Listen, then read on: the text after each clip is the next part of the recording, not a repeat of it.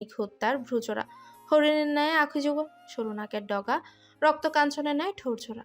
কান্নার কারণে নাক আর গাল দুটো টকটকে লাল বর্ণ ধারণ করেছে।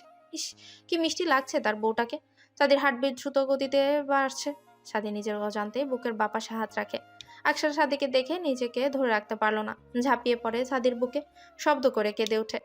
অনাকাঙ্ক্ষিত সময়ে আকসারার এমন ছোঁয়া পেতে স্তব্ধ হয়ে যায় সাদি। অনেকক্ষণ হওয়ায়ও সাদির সারা শব্দ না পেয়ে আকসারা সাদিকে ছেড়ে দিতেই সাদি ধূপ করে মেঝেতে পড়ে যায়। আকসারা হকচকিয়ে যায়।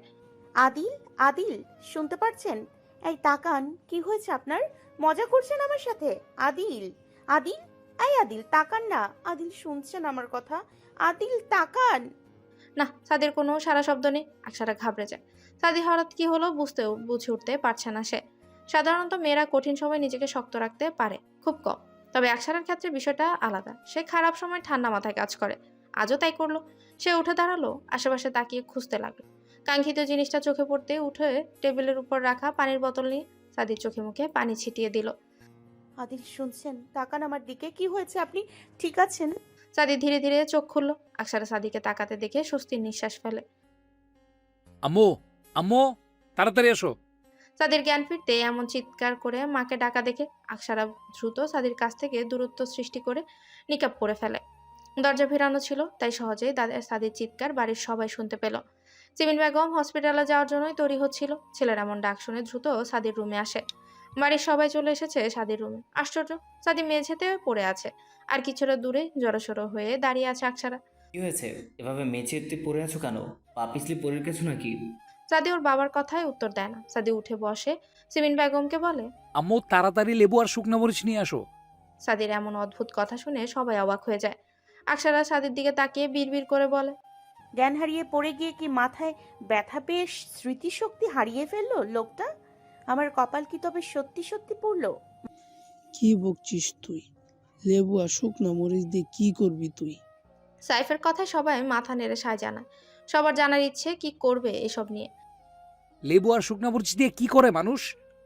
ভাইয়া, নজর কাটাই। সাদির কথায় রিম উত্তর দিতেই সবাই চমকে তাকায়। কার নজর কাটাবি?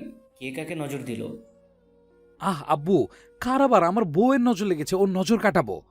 ছেলের কথায় আদনান কায়সার ভ্রু কুচকে তাকায়। কে নজর দিল তোর বউকে? তোর বউকে তো কেউ দেখেইনি। আকসারা এবার বুঝলো সাদি বেশি এক্সাইটেড হয়ে জ্ঞান হারিয়েছে। মনে মনে সাদিকে বকা দিতে ভুললো না, সাথে ওর নিজের জন্য হাউতাশও হচ্ছে। এই লোক সামান্য জড়িয়ে ধরাতে এমন করলে সে যখন জানবে যে আকসারা তাকে ভালোবাসে, তখন কি করবে? সবাইকে অবাক করে দিয়ে রিম খিলখিল করে হেসে উঠল। ও মুখে হাত দিয়ে সকলকে উদ্দেশ্য করে বলে। বড় আপু, ভাইয়া নিজে নজর দিয়েছে। বৌমনি তো দেখতে বেশ কিউট, আর বৌমনি গাল দুটো রসগোল্লার মতো গোল দেখতেই ইচ্ছে করে টুপ করে চুমু খেতে। এই, তোর নজর খারাপ। আজকের পর থেকে আমার রুমে আসা তোর বন্ধ। আমার বউকে আমি চুমু খাবো। তোর এমন ইচ্ছে জাগবে কেন? সাদির কথায় সবার চোখ বড় বড় হয়ে যায়। আদনান কায়সার আর আকাশ কায়সার শুকনো কাশি দিয়ে রুম থেকে বেরিয়ে আসে। তাদের কথার মানে বুঝতে আর বাকি নেই। সবাই এক এক করে রুম থেকে বেরিয়ে এলো। নয়তো দেখা গেল কি থেকে কি বলে ফেলবে এই ছেলে। সিমিন বেগম রাগী দৃষ্টি নিয়ে তাকায় আকসারার দিকে। রূপ দেখিয়ে আমার ছেলের মাথা নষ্ট করে শান্তি মেলনি? আর কেউ ছিল না দুনিয়ায়? পর্দা করো, আবার এই সব করেও বেড়াও? মা, সিমিন বেগম হাত উঁচু করে আকসারাকে থামিয়ে দেয়। আকসারা নিজের কথা শেষ না করে মাথা নামিয়ে রাখে। সিমিন বেগম আকসারা আর রায়মা বেগমকে উদ্দেশ্য করে বলে। তোমার কাছ থেকে আমি একটা কথাও শুনতে চাই না। রাইমা, সাদি যা চাচ্ছে ওকে দিয়ে যা। আকসারার চোখে পানি চলে আসে। তাকিয়ে আছে সিমিন বেগমের যাওয়ার দিকে। কি করবে সে? সাদির উপর রাগ লাগলো, এত বেশি বেশি না করলে হচ্ছে না। সাদি উঠে আকসারার সামনে গিয়ে দাঁড়ায়। আকসারা কাঁদছে আর নাক টানছে। নিকাবের কারণে কিছু বলতেও পারছে না। নিকাবের কারণে কিছু করতে পারছে না। সবাই চলে যেতে নিকাব খুলে ফেলে। সাদি ওর দিকে তাকিয়ে আছে। আকসারা নিজের রাগ সামলাতে পারে না, রাগের দৃষ্টি নিয়ে তাকায় সাদির দিকে। আপনি জ্ঞান হারিয়েছেন কেন? তুমি জড়িয়ে ধরলে কেন? আমি তো কান্না করতে গিয়ে খেয়াল ছিল না। কাঁদছিলে কেন? আকসারা চুপ হয়ে যায়। কি বলবে সাদিকে? আকসারা চোখ নামিয়ে ফেলে। বলো। আমি দাদিজানের সাথে দেখা করতে যাব। নিয়ে যাবেন নাকি আমি একাই চলে যাব? কখন যাবে? এখন না বিকেলে? বিকেলে যাই সবাই একসাথে, আর রাতটা আমার বাসায় থাকবো না হয়। আচ্ছা, নিয়ে যাব। এখন কান্না থামাও।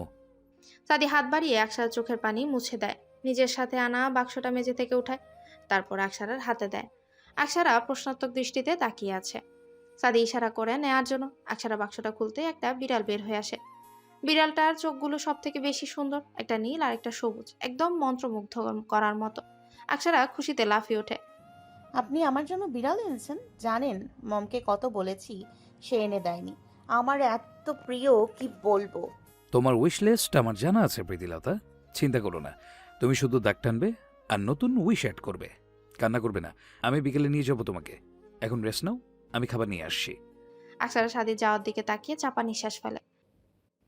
কখন থেকে জামাটা দেখে যাচ্ছিস? তোকে কি আমরা জীবনে কিছু দেইনি?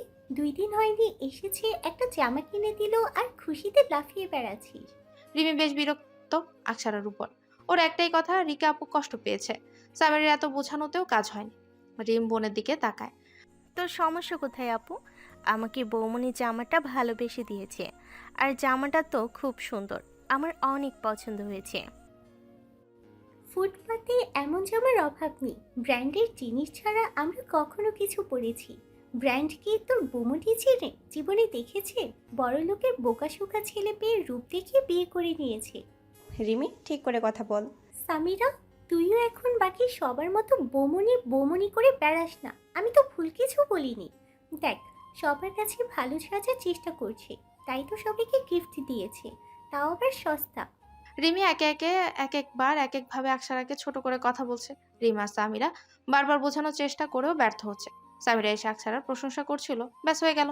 রিমি সেই থেকে শুরু করেছে আকসারার নামে উল্টো পাল্টে কথা। সিমিন বেগম নিচে নামার সময় রিমির প্রতিটা কথাই দরজার সামনে দাঁড়িয়ে শুনেছে। দরজা ধাক্কা দিতে দরজা খুলে যায়। রিম সামিরা পেছনে তাকাতেই সিমিন বেগমকে দেখে চমকে যায়। কী নিয়ে কথা বলছিলে? বড় আম্মু, আসলে ওই মেয়েটার কথা বলছিলাম। দেখো কিভাবে ভাইয়াকে রূপ দেখিয়ে ফাঁসিয়ে বিয়ে করেছে, এখন আবার আমাদের কাছে ভালো সাজার চেষ্টা করে বেড়াচ্ছে। রিমি কথাটা এমনভাবে বলল যেন আকসারা খুব অন্যায় করেছে। মূলত সিমিন বেগম তখন আকসারাকে ওই কথা বলায় রিমি কিছুটা সাহস পেয়ে আরো একটু বাড়িয়ে দিল। এইভাবে হয়তো সিমিন বেগম ওর হয়ে কথা বলবে। ওরা সবাই কিছু বুঝে ওঠার আগে ঠাস সবাই চমকে তাকাতেই দেখতে পায় রামা বেগম রাগে দৃষ্টিতে তাকিয়ে আছে মেয়ের দিকে। রিমি গালে হাত দিয়ে অশ্রুসিক্ত চোখে চেয়ে আছে তার মায়ের পানে। রাইমা, তোর মেয়েকে বল। রাইমা, তোর মেয়েকে বলে দে, আজ প্রথম বলেছে তো বলেছে, এটাই যেন শেষবার হয়। আমি বলবো বলে আমার ছেলের বউকে আমার সামনে কেউ কিছু বললে আমি তাকে ছেড়ে দেব না। এবার সে আমার যতই আদরের হোক না কেন। সিমিন বেগম আর কিচ্ছু না বলে নিজের কাজে চলে যায়। এমনি আজ অনেক দেরি হয়ে গেছে। রামা বেগম রিমিকে চোখ দিয়ে শাসিয়ে চলে যায়। এতে যেন আকসারার উপর রাগ আরো বেড়ে যায় রিমির। ভুল নিজে করলো আর সব দোষ নাকি আকসারা। সামিরা আর রিম বুঝাতে না পেরে রুম থেকে বেরিয়ে যায়। সাদি সবাইকে জানিয়েছে তারা আজ ঘুরতে যাবে। কোথায় যাবে বলেনি, রাতে থাকবে এটা জানিয়ে দিয়েছে। অনেকদিন নাইট আউট করা হয় না, আজ সাদির এমন কথায় সবাই বেশ খুশি হয়। সবাই তৈরি হয়ে নিয়েছে, বাইরে দাঁড়িয়ে আছে। সাদি আর আকসারার জন্য অপেক্ষা করছে। কিছু সময়ের মধ্যে আকসারা সাদি বেরিয়ে আসে। আকসারা নিজেকে সম্পূর্ণ কালোতে ঢেকে নিয়েছে। সাদি ওর সাথে মিলিয়ে কালো শার্ট আর সাদা প্যান্ট পরেছে। আকসারার কোলে বিড়াল ছানাটা। বৌমনি, এটা তোমার বিড়াল? আগে তো দেখিনি। রিম, তোমার ভাইয়া আজ এনে দিয়েছে, তাই আগে দেখোনি। আচ্ছা বলো তো, ওর কি নাম দেয়া যায়? মিনি না, মিহু রাখো। ওকে ননদিনী। আকসারা রিমির গাল টেনে দিয়ে রিম মুচকি হাসে। দেরি হয়ে যাচ্ছে তো চলো। অর্ণবের কথায় সবাই গাড়িতে উঠে বসে। দুটো গাড়ি নেওয়া হয়েছে, একটাতে শুধু সাদি আর আকসারা, অন্যটাতে বাকি সবাই। গাড়ি ড্রাইভ করবে রাকিব। রিকা যেতে না চাইলেও সামিরা জোর করে রাজি করায় যাওয়ার জন্য। সাদিদের গাড়ি আগে চলছে আর পেছনে আসছে রাকিবদের গাড়িটা। প্রায় 40 মিনিটের রাস্তা শেষ করে গাড়ি এসে থামে সুখকুঞ্জ লেখা একটা বাড়ির সামনে। ডুপ্লেক্স বিশিষ্ট বাড়িটা শুধু নামে না, সুন্দরের দিক দিয়েও বেশ। সবাই অবাক হয়ে চারপাশ দেখছে। বাড়ির বাহিরের উঁচু প্রাচীরের কারণে বোঝাই যায় না ভেতরে এত সুন্দর একটা বাড়ি আছে। ভাই, এই বাড়ি কার? সাইফের কথায় সাদি ঘাড় ঘুরিয়ে তাকায় ওর দিকে। আমি জানি না। সাদির কথায় সবাই চমকে তাকায়। জানা না, অথচ সাদি ওদের এখানে নিয়ে আসছে। সাদির কথায় অর্ণব মনে মনে ভাবছে পরে মায়ের খেতে হবে নাকি। কার না কার বাড়ি, পেটের কথা আর পেটে রাখতে পারলো না, বলেই ফেললো। ভাই, কার বাড়িতে এসেছিস? পরে বাড়ির মালিক ধরে আবার মাইরটা দিবে নাকি? অর্ণবের কথায় আকসারা হেসে ফেলে। কেউ মারবে না আপনাকে, কেউ মারবে না আপনাকে ভাইয়া, এটা আমার বাড়ি। আকসারার কথায় সবাই অবাক হয়। আপনার বাড়ি? মানুষজন তো কাউকে দেখছি না। আপনার এ বাড়িতে আপনি একা থাকেন? হ্যাঁ, আমি যখন বিডিতে আসি তখন এখানে থাকি। রিমি ভ্রু কুচকে তাকায়। তুমি বিডিতে থাকো না? আকসার দুপাশে মাথা নাড়ে, বলে, না, আমি কানাডাতে থাকি। দেশে আসছিলাম দাদিজানের সাথে দেখা করতে। তুমি দেশের বাইরে থাকো? তাহলে এত বড় বাড়ি কেন? কেউই তো নেই এখানে। নেই, কারণ এই বাড়িটা আমার। আমার অনুমতি ব্যতীত এখানে কেউ আসে না। আমি একা থাকতে পছন্দ করি। বেশি ভিড় আমার পছন্দ না, তাই দাদাজান আমাকে এই বাড়িটা কিনে দিয়েছে। চলো ভেতরে চলো, এখানেই কি থাকবে নাকি? আকসারা আর দাঁড়ালো না, সে বাড়ির ভেতরে ঢুকে যায়। আকসারার কথায় সবাই ওর দিকে বিস্মিত দৃষ্টিতে তাকিয়ে আছে। মানে একা থাকতে ভালো লাগে বলে এমন একটা বাড়ি কিনে দিয়েছে ওর দাদা ওকে। চারপাশে অন্ধকার নেমে এসেছে, পাখিরাও বাড়ি ফিরে গেছে, বাইরে হাওয়া বেড়ে বেড়াচ্ছে। আচ্ছা, বৃষ্টি আসবে কি? সুকঞ্জ বাড়ির বাইরে থেকে যতটা না সুন্দর, ভেতরে আরো বেশি সুন্দর। আকসারা সবাইকে রুম দেখিয়ে দিয়ে নিজের রুমে চলে আসে। এবাড়ির প্রতিটি রুমে একটা করে বেড, আলমারি আর একটা ড্রেসিং টেবিল আছে। তবে আকসারার রুমের ক্ষেত্রে বিষয়টা একদম আলাদা। ওর রুমে একটা বেড, আলমারি আর একটা ট্রি টেবিল। সারা রুম ঘুরেও আয়না খুঁজে পেল না সাদি। মেয়েরা সাজসজ্জা বেশি করে, আর এই মেয়ের রুমে তেমন কিচ্ছু নেই। ফ্রেশ হয়ে সবাই ড্রয়িং রুমে এসে বসেছে, একপাশে ছেলেরা আর একপাশে মেয়েরা। রিমি আর রিকা চুপচাপ বসে আছে, না কোনো কথা বলছে আর না বাকি সবার কথায় কান দিচ্ছে। আকসারা বসে আছে বিড়ালটাকে নিয়ে, ও কিছুটা দূরেই বসেছে, তবে দৃষ্টি তার দরজার দিকে, যেন কারো অপেক্ষা করছে সে। বৌমনি, বলো। আমার ক্ষুধা লেগেছে, কিছু বানিয়ে দিবে? একটু অপেক্ষা করো রিম, আমি নাস্তা বানিয়ে আনছি। আকসারা উঠে চলে যায় রান্নাঘরে। সবাই নিজেদের মধ্যে গল্প করছে, এমন সময় দরজা খুলে যায়। আশ্চর্য, দরজা তো ভেতর থেকে লক ছিল, তাহলে খুললো কিভাবে? দরজা খুলে দরজা হালকা মাথা বের করে উকিঝুঁকি মারছে একজন রমণী। রাকিব উঠে এগিয়ে যেতে যেতে বলে, ভাবি, আপনার বাসায় ডাকাত ঢুকেছে। রাকিবের কথায় মেয়েটা সোজা হয়ে ভেতরে ঢুকে। ফর্সা গায়ের রং, পরনে তার কচুরি পানার ফুলের কালার একটা পাকিস্তানি থ্রি পিস, কোমর সমান চুলগুলো ছেড়ে দেওয়া, বাতাসে অবাধ্যভাবে চুলগুলো মুখের উপর আছড়ে পড়ছে, চোখে কাজল আর ঠোঁটে লিপ গ্লাস দেওয়া। রাকিবের কথায় মুখের মিষ্টি হাসি নিমিষে উবে গেল। ভ্রুকুচকে জানতে চাইল, আপনি কে? তার আগে আপনি বলুন, আপনি কি করছেন এ বাড়িতে? বা আজকাল ডাকাতেরা কি সেজেগুজে ডাকাতি করে? ও, বুঝতে পেরেছি, নিজের সৌন্দর্য দেখিয়ে ডাকাতি করেন যাতে কেউ কিছু না বলে। আপনি কি পাগল? মাথায় সমস্যা আছে? আমি ডাকাত মানে? আমার তো মনে হচ্ছে ডাকাতি আপনি করতে আসছেন। এই বাড়িতে তো বাইরের কেউ ঢুকে না, আর ছেলেরা তো নাই, তাহলে আপনি? ও হ্যালো, ডাকাতদের সুন্দর রানী, মুখ সামলে। এবারের মালিক নিজে নিয়ে এসেছে আমাকে। নতুন? কে? বললাম এই বাড়িতে নতুন এসেছেন। হ্যাঁ। চিৎকার চেঁচামেচি শুনে আকসারা রান্নাঘর থেকে বেরিয়ে আসে। কাশফি, তুই এসেই ঝগড়া শুরু করে দিয়েছিস? আকসারার কথায় কাশফি ঘুরে তাকায় ওর দিকে। সেকেন্ডের ব্যবধানে ঝাঁপিয়ে পড়ে আকসারার বুকে। সবাই দেখছে, ওদের সেই খেয়াল নেই কাশফির এমন আচরণে অবাক হয় আকসারা। কি হয়েছে দোস্ত? Everything all right? না, কিছু ঠিক নেই। সোজা হয়ে দাঁড়া, তারপর বল কি হয়েছে। কাশফি সোজা হয়ে দাঁড়ায়, মাথা নিচু করে কেঁদে ফেলে। হাসি খুশি থাকা মেয়েটা কাঁদছে কেন? আকসারা ওকে নিয়ে সোফায় বসায়। সবার উৎসুক দৃষ্টি কাশফি আর আকসারার উপর। আকসারা ওকে এক গ্লাস পানি এগিয়ে দেয়। রিল্যাক্স, কিছু হয়নি, আমি ঠিক আছি, বল কি হয়েছে। নীলা, ও আবার এসেছে। আবার আসছে মানে? ও তো জেলে, ওর তো বের হওয়ার কথা না। তাহলে? জানি না, আমি কিচ্ছু জানি না। না, আমাকে হুমকি দিয়েছে, তোকে পেলে ও মেরে দিবে। কাশফির হাত পা কাঁপছে। সবাই চমকে তাকিয়ে আছে ওদের দিকে। আকসারা ঘাড় ঘুরিয়ে তাকায় সাদির দিকে। সাদি শান্ত দৃষ্টিতে তাকিয়ে আছে। আকসারা যা বোঝার বোঝা হয়ে গেছে। সে নিকাবের নিচে মুচকে হাসে। শান্ত হ, কিচ্ছু করতে পারবে না। তুই তো এখানে আসিস না, তাহলে আজ? আঙ্কেল আসছে। কে আসছে? কাশফি শুকনো ঢোক গিলে। আকসারা ওর দিকে তাকায়, তারপর উঠে দাঁড়ায় বাইরে যাওয়ার জন্য। সাদি ওকে থামিয়ে দিয়ে বলে, কোথায় যাচ্ছ? ড্যাড এসছে, আপনি বসুন। হাইপার হওয়ার কিছু নেই, দেখা করে চলে আসবো। তো ভেতরে আসতে বলো। সাদির কথার উত্তর করে না আকসারা। সে দরজা খুলে বাড়ির বাইরে চলে যায়। আপনি এখানে কেন আসছেন? আকসারার বাবা ঘুরে তাকায় মেয়ের দিকে। আমার আশা বারণ আছে আম্মাজান। ও শাট আপ, ও শাট আপ। অসহ্য লাগে আমার আপনার মুখের এই নাম শুনলে, গা জ্বলে ওঠে। বলেছি না আপনাকে আদর দেখাতে, বলেছি না আপনাকে আদর দেখাবেন না আমাকে। কিন্তু আম্মু, বাবার তো মেয়েদের ভালোবাসে এইসব নামে ডাকে। ও রিয়েলি? আপনি ভালোবেসে এই নামে ডাকেন আমায়? তা কোথায় ছিল আপনার এই ভালোবাসা আমার জন্মের সময়? কোথায় ছিলেন আপনি মিস্টার? এইভাবে কথা বলো না আম্মাজান, আমার বুকে তীরের মতো বিধি। ভদ্রলোকের গলা কাঁপছে।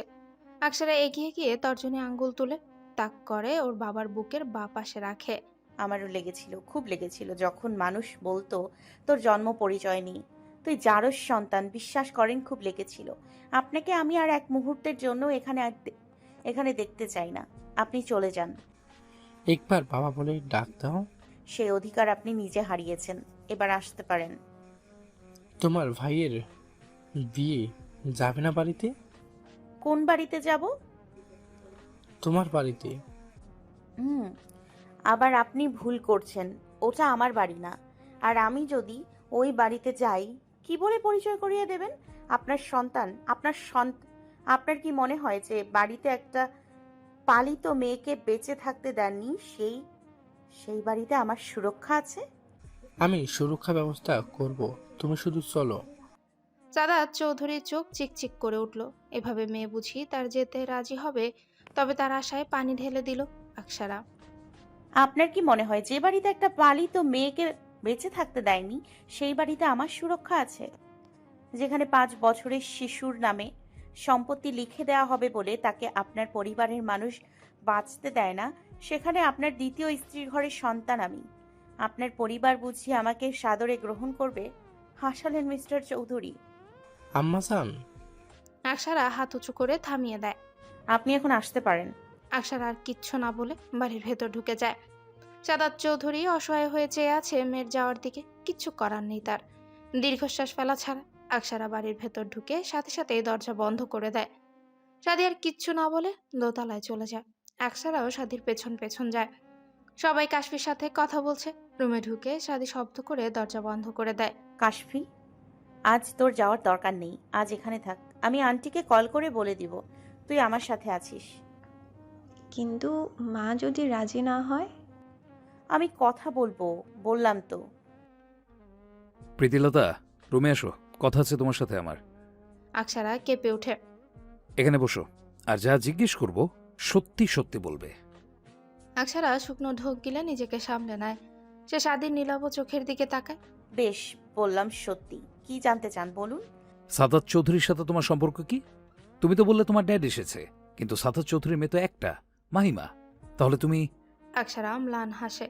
আমি ওনার দ্বিতীয় স্ত্রীর ঘরের মেয়ে। দ্বিতীয় স্ত্রী মানে?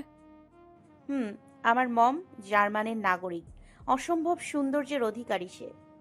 এই যে দেখতে পাচ্ছেন আমার এই সৌন্দর্য, এটা তার থেকেই পাওয়া। 20 বছর আগে আমার আম্মু নবীন ডক্টর ছিলেন, সবে মাস কয়েক হলো ডাক্তারি শুরু করেছেন। তখনই কাজের সুবাদে আমার ড্যাডের সাথে পরিচয় হয় মমের। দেন ওনারা আস্তে আস্তে একে অপরের প্রেমে পড়ে। তারপর বিয়ের কিছুদিনের মাথায় আমি আসি আমার মমের গর্ভে। থামে। সাদি ওর দিকেই তাকিয়ে আছে। আকসারার গলা কাঁপছে। সাদি নিজের হাত আকসারার হাতের উপর রাখে, আশ্বাস দেয় সে আছে। আকসারা আবারও বলতে শুরু করলো। তখন নাকি তারা দুজন খুব খুশি ছিল। মমের ডেলিভারির 1 মাস বাকি এমন সময় ড্যাড বিডিতে আসে। বিডিতে আসার পর ড্যাড মমের সাথে কন্ট্যাক্ট অফ করে দেয়। 15 দিন অনেক চেষ্টা করেও কোনো যোগাযোগ করতে পারেনি মম। হঠাৎ একদিন মম ড্যাডকে দেখে হসপিটালে। মম গিয়ে দেখতে পায় ওটা ড্যাড না, ওটা ইকরাম চৌধুরী ছিলেন। প্রথমে সিন ক্রিয়েট করে ফেলেছে। পরে মম জানতে পারে ড্যাড আগে থেকে ম্যারিড, ইভেন ওনার 3টা সন্তানও আছে। মম খুব বড় শখ খায়। দাদিজানকে চিকিৎসা করার জন্য চাচাজান তাকে সেখানে নিয়ে গিয়েছিল। আর তারা যখন এত বড় একটা সত্যি জানতে পারে তখন দাদিজান মমের পাশে ছিল। আমার জন্মের পর আমাকে বিডিতে নিয়ে আসে। মম আর ড্যাড দুজনকেই জানানো হয় তাদের মৃত সন্তান হয়েছে। আকসা থেমো না, বলো প্লিজ বলো। আমাকে গ্রামে রাখা হয়। গ্রামের একজন বয়স্ক মহিলা আমাকে বড় করে। আমার যখন 3 বছর তখন দাদিজান মারা যায়। তার কিছুদিন সময় পরে আমাকে এখানে কি বলে রাখবে তাই মমের কাছে আমাকে ফেরত দিয়ে দেয়। মম তখন ডিপ্রেশনে চলে গিয়েছিল, তাই মমের চিকিৎসার জন্য মম আর আমাকে কানাডা রাখার সব ব্যবস্থা করে দেয় চাচা যান। ওই ছোট আমি একা বেড়ে উঠেছি। একাকিত্ব ছিল আমার একমাত্র সঙ্গী। মমের দেখাশোনার পাশাপাশি পড়াশোনা করতাম। আর আমার এই একাকিত্বের সঙ্গী হিসেবে আমি আমার রবকে পেয়েছি। যেখানে অন্য সবাই কষ্ট পেলে কাঁদে, সেখানে আমি সিজদা করি। অনেক কষ্টে আমি মমকে ঠিক করেছি। সাদাত চৌধুরী তো জানতো তুমি মারা গিয়েছো, তাহলে আজ এখানে কেন? বছর কয়েক আগে ওনার সাথে মমের দেখা হয়। তখন উনি মমকে ব্লেম করে ওনার সন্তান মারা যাওয়ার পেছনে নাকি মমের হাত রয়েছে। বারবার এক অপবাদ দিতে থাকে। মম এক পর্যায়ে সহ্য করতে না পেরে বলে দেয় আমি বেঁচে আছি। ড্যাড তখন আমাকে দেখতে চাইলে মম আমার সাথে দেখা করিয়ে দেয়। তুমি প্রতি বছর 3 বার দেশে আসো কেন? দাদিজানের সাথে কথা বলতে। উনি তো মারা গেছে, তাহলে? উনি মারা গেছে, আমি না। উনি মারা গেছে, আমি না। এখান থেকে 5 মিনিট দূরেই দাদিজানের কবর। আমি এখানে আসি দেখে দাদাজান আমাকে এই বাড়িটা কিনে দেয়। তার মানে তুমি মাহির ব্যাপারে সব জানতে? হ্যাঁ। আকসা, তোমার কষ্ট হচ্ছে না এইটা জেনে তোমার স্বামী অন্য কাউকে ভালোবাসে? না। তুমি মিথ্যা বলছো। তুমি তো মিথ্যে বলো না, তাহলে আজ? জানেন, হ্যাঁ, না, জানেন তো আদিল, কিছু সত্য আমাদের মৃত্যু সহ যন্ত্রণা দেয়। তার থেকে সামান্য মিথ্যেতে না হয় সুখ খুঁজে নিলাম। আকসারা চোখ দিয়ে পানি পড়ছে। সাদি ওর দিকে তাকিয়ে আছে। একটা মানুষ কিভাবে এত বড় সত্য সহজে গোপন রাখতে পারে? জানেন, ছোটবেলায় যখন কেউ জিজ্ঞেস করতো আমার বাবা কই, আমি না উত্তর দিতে পারতাম না। যখন বলতাম আমার বাবা নেই, তখন আমাকে বলতো আমি নাকি জারজ সন্তান। ছোট আমি জানতামই না এই ছোট শব্দটা কতটা নিকৃষ্ট অর্থ বহন করে বেড়াচ্ছে। কতটা নিকৃষ্ট শব্দ বহন করে বেড়াচ্ছে। তারা বলে আমি আমার মম ড্যাডের অবৈধ সন্তান। আদিল, আপনি বলুন না, আমি জারজ সন্তান, আমার বাবা নেই, আমি আকসারা নিজেকে সামলাতে পারছে না। দীর্ঘদিনের দমিয়ে রাখা কষ্ট যখন কারোর সাথে শেয়ার করে তখন ঠিক এমনটাই হয়। সাদি এগিয়ে এসে আকসারাকে নিজের বুকের সাথে আগলে নেয়। আকসারা সাদির বুকের শার্ট খামচে ধরে আছে। আকসারার হাত পা কাঁপছে, ঠোঁট জোড়া তিরতির করছে। সাদি শুকনো ঢোক গিলে আকসারাকে সামলাতে গিয়ে নিজেকে সামলাতে হিমশিম খাচ্ছে। সাদি কিছুটা অসহায় কণ্ঠে বলে ওঠে, বউ, কান্নাকাটি করো, সমস্যা নেই, কিন্তু কপাকপি থামো। আমার অন্য কিছু ফিল হচ্ছে। নিজেকে সামলানো দায় হয়ে যাচ্ছে। আমার শোনা বাচ্চা, এমন করে ঠোঁট জোড়া কাঁপাস না। I can't control myself. সাদির এমন লাগামহীন কথায় আকসারা ছিটকে দূরে সরে যায়। কটমট করে তাকায় সাদির দিকে। সাদি ঠোঁট উল্টে তাকিয়ে আছে যেন সে কিছুই জানে না। আপনি অত্যন্ত অসভ্য। আমারই ভুল আপনার কাছে সব শেয়ার করা। সাদি ঝুঁকে আকসারার কোমর পেঁচিয়ে ধরে ওকে নিজের কোলের উপর বসিয়ে দেয়। আকসারা হকচকিয়ে যায়। তোমার কারোর পরিচয়ের দরকার নেই। তোমার সবচেয়ে বড় পরিচয় তুমি এই আদিল কায়সার সাদির স্ত্রী। তোমার পরিচয় তুমি কায়সার বাড়ির পুত্রবধূ। তোমার আরেকটা পরিচয় তুমি আমার বাবা মায়ের আরেকটা মেয়ে। তোমার ভবিষ্যতে আরও একটা পরিচয় হবে, তা হলো কি? আমার সন্তানের জননী। কিন্তু আমাদের বিয়েটা তো 3 মাসের জন্য। 3 মাস কেন? 3 যুগ পার হলো আমার কাছ থেকে তোমার কোনো মুক্তি নেই। আকসারা চমকে তাকায় সাদির মুখের দিকে। সাদি মুচকি এসে আকসারার কপালে ঠোঁট ছোঁয়। সাদির এহেন কাণ্ডে আকসারার সমস্ত কায়া কেঁপে ওঠে। প্রথম কোনো পুরুষের এতটা কাছে এসেছে সে।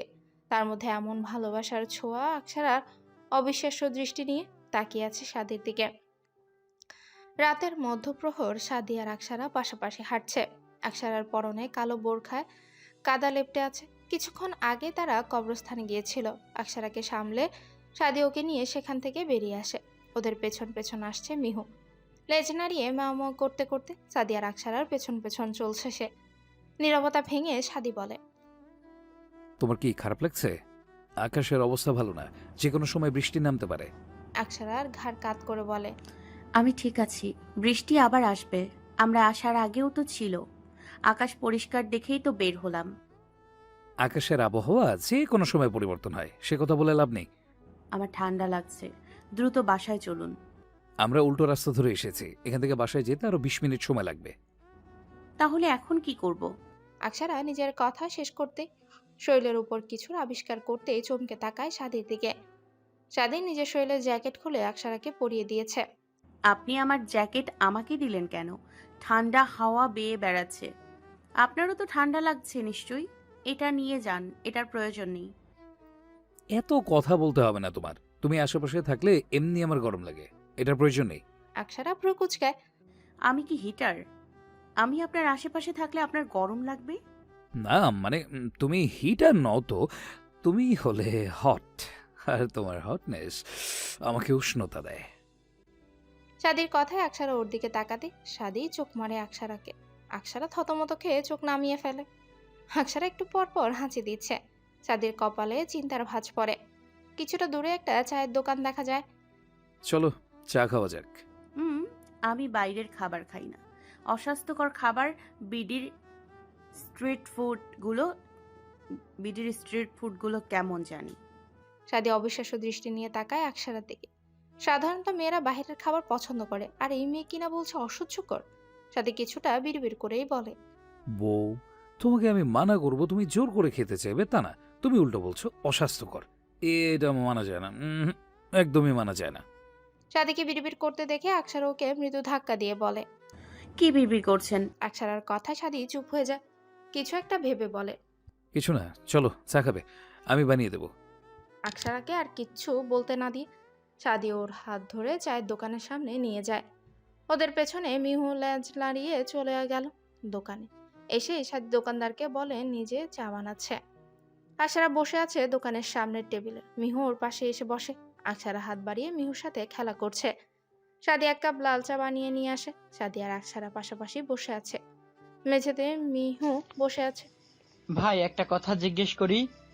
সাদি চায়ের চুমুক দিয়ে তাকায় চায়ের দোকানদারের দিকে। হ্যাঁ বলুন।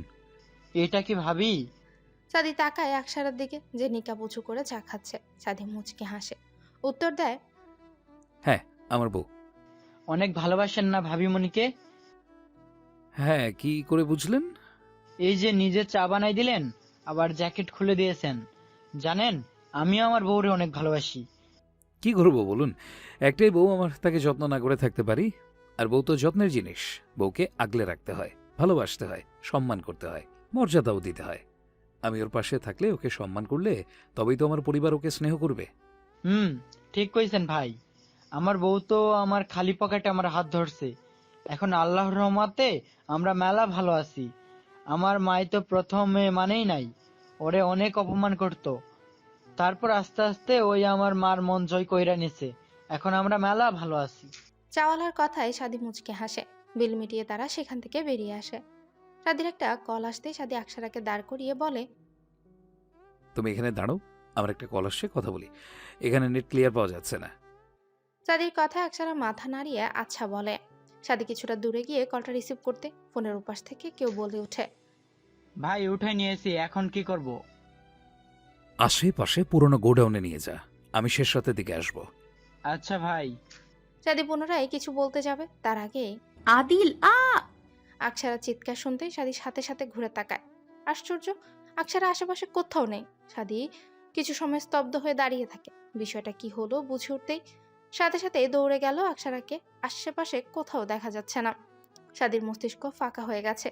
চোখের সামনে থেকে কয়েক সেকেন্ডে একটা মানুষ কিভাবে নাই হয়ে যায়। আকসা, আকসা কোথায় তুমি? আকসা শুনতে পাচ্ছ? জান একটু সাড়া দাও। এই ফুল, কই তুমি? তুই এইভাবে বারবার আমাকে রেখে চলে যেতে পারো না প্রীতিলতা। এইবার তোকে আমি হারাতে দেব না, কিছুতেই না। আকসা! না, আশেপাশে তো কোথাও কোনো সারা শব্দ নেই। মেয়েটা কি নাই হয়ে যাবে হঠাৎই? সাদি আশেপাশে তাকায়, রীতিমতো পাগল প্রায় অবস্থা সাদির। সাদি দ্রুত ফোন বের করে কল করে সামিরদের। হ্যালো ভাইয়া, বল। আকসা, আকসাকে খুঁজে পাওয়া যাচ্ছে না। সাদির কথায় সামির শোয়া থেকে উঠে লাফ দেয়। সাদির কথায় সামির শোয়া থেকে লাফিয়ে ওঠে। সামিরের পাশে থাকা রাদীপ, রাকিব, কাবির, অর্ণব, সাইফ সবাই হকচকিয়ে যায়। ওরা সবাই একসাথে বসে আড্ডা দিচ্ছিল। সামিরকে এভাবে উঠতে দেখে অবাক হয় সবাই। কি খুঁজে পাচ্ছিস না মানে? তোর না একসাথে বের হলি তাহলে? সাদি ওকে শর্টকাট ভাবে সবটা বলল কিভাবে কি হয়েছে। সামিরের ফোনটা লাউড স্পিকারে ছিল, তাই সামিরের সাথে ওরা সবটাই শুনেছে। কি বলবে বুঝে উঠতে পারছে না কেউই। রাকিব সামিরের কাছ থেকে ফোনটা নেয়। শাদি কে করতে পারে? কেউ তুলে নেয়নি তো?